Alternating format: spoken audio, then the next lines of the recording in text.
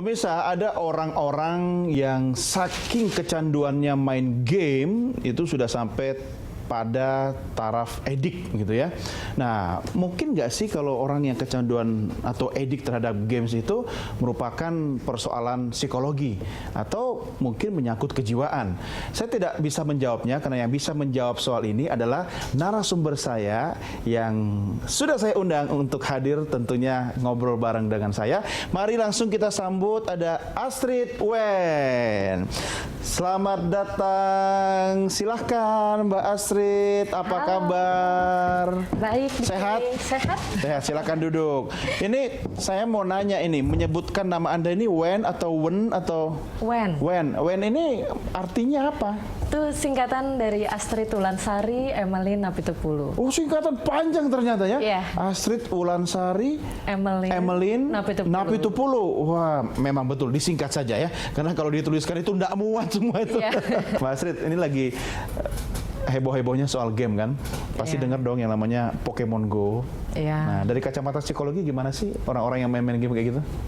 Pokemon Go sendiri permainan yang menarik ya. Jadi orang bisa main, terus mereka bisa menunjukkan tingkah laku yang lucu ya. Tiba-tiba lari kemana terus begini gitu. Pada kadar tertentu masih bisa diterima gitu. Oke. Tapi kalau misalnya udah sampai ganggu orang-orang di samping, sampai lupa dia ada di tengah mana gitu ya. Di tengah. Ada yang masuk ke markas tentara, ya kan? Iya. Ada yang di tengah kuburan, gitu kan? Iya. Nah, kalau yang sudah misalnya dikategorikan sebagai orang yang edik gitu, itu dari kacamata psikologi itu yang seperti apa? Kalau yang edik itu biasanya kita lihat aja, misalnya kalau dia nggak main atau kalau kita nggak main, kita terganggu nggak sih gitu. Jadi kalau misalnya gamenya ini kita letakin, terus kita pergi mandi, kita pergi makan, terus kita kepikiran, aduh belum main game gitu. main nih gitu. Atau misalnya dipanggil kan, sini dong, kesini dulu lihat ini. Iya. Nah terus kita udah terganggu nih. Aduh ngapain sih kita dipanggil gitu. Jadi kita udah fokusnya sama game itu aja. Nah itu udah mulai tanda-tanda kita teradiksi. Karena kita udah dikuasai oleh gamenya. Biasanya yang edik itu udah lebih dari 4 jam sehari biasanya. Lebih 4 jam ya? Tapi ya kalau 2-3 jam sudah mengganggu fungsi kesehariannya dia, ya itu sudah suatu pertanda masalah sebenarnya. Tadi saya udah ngobrol sama Nixia. Jadi Nixia itu sehari dulu katanya 12 jam loh Mbak. 12 jam itu bahkan bisa lebih. Kalau sekarang katanya sudah rata-rata sekitar 5 jam. Nah ini kalau Anda melihatnya seperti apa ini orang yang sampai 12 jam itu?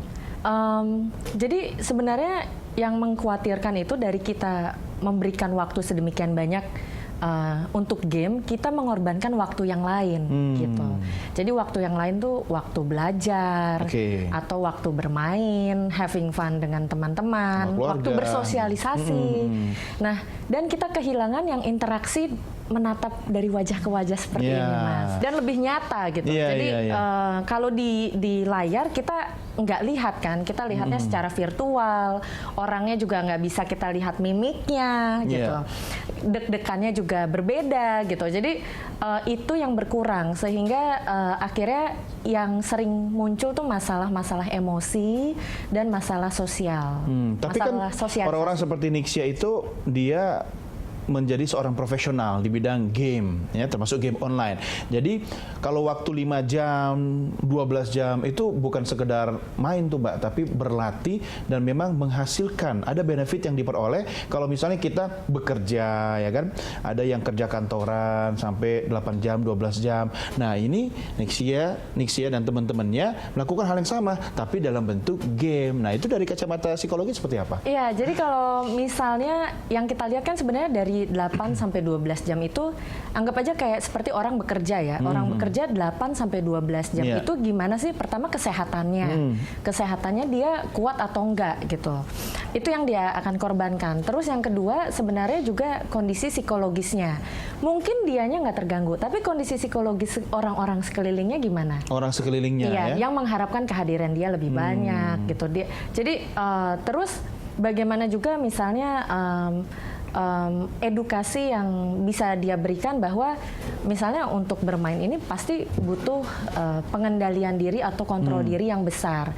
Tapi kalau game online adiksi ini dimulai dari anak-anak yang sangat kecil, kemudian itu menjadi kebiasaan yang sampai menghabiskan waktu dia yang lain, waktu belajar, waktu makan, waktu hanging out sama ini yang keluarga, bahaya gitu ya? itu bahaya. Cuma biasanya saat kita edik itu kan kita nutup kuping kita gitu, kita udah karena nggak mau dengerin lingkungan ya? Iya, karena sudah dikuasai. Artinya orang yang edik itu nggak akan merasakan kalau dia sedang edik begitu? Sebagian iya, sebagian tuh udah mulai, tapi karena edik dia udah tidak berdaya kan. Bisa nggak sih Mbak Astrid dikatakan bahwa karena dia sedang teralih fokusnya pada apa yang dia lakukan, sehingga itu tadi edik menutupi segala hal yang seharusnya dia bisa ada untuk lingkungan, kehidupan sosial dan lain-lain. Iya, jadi sebenarnya waktu kita edik sama game atau kita edik terhadap sesuatu benda yang lain pun itu mengalihkan fokus kita. Jadi tujuan hidup kita apa, terus hambatan-hambatan yang nyata dalam dunia nyata itu juga nggak kita rasakan. Bahkan itu bisa sebagai satu pelarian ya. Misalnya, aduh, males ngerjain PR, main game, atau males ketemu teman, udah deh di rumah aja main game. Males ketemu orang tua, udah ngurung diri di kamar main game. Jadi itu bisa jadi satu bentuk pelarian juga. Ya, ada nggak sih misalnya waktu yang masih dianggap dalam batas toleransi? Batasan yang jelasnya sih nggak ada. Nggak ada ya? Tapi memang udah ada kayak saran dari APA, itu asosiasi psikolog di Amerika. Dia menyatakan 2 jam untuk waktu elektronik untuk anak-anak balita. 2 jam untuk balita. Iya, itu berinteraksi untuk dengan elektronik. Iya, elektronik itu termasuk TV, internet, jadi semuanya udah digabung. Gitu, gadget itu semuanya 2 jam. Oh, orang sekarang bayi lahir udah bawa gadget, Mbak.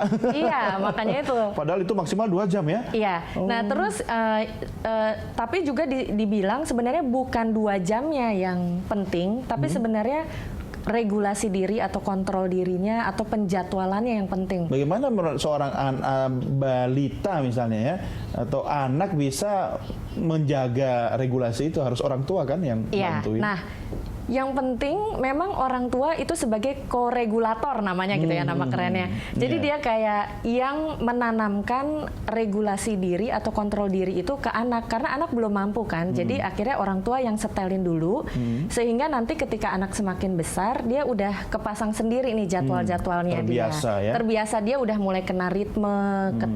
Kalau dia udah punya ritme hidup, dia kan kemampuan perencanaan hidupnya juga jadi lebih matang. Terus kemampuan dia untuk menunda kepuasan, terus untuk dia meregulasi emosinya. Nah, untuk konsep dirinya dia juga, untuk mengetahui bahwa oh ternyata lingkungan nih memperhatikan saya ya. Gitu. Ini bicara soal regulasi, sekarang saatnya regulasinya untuk break dulu ya. Kita lanjutkan sesaat lagi, tetap bareng saya dalam DK Show.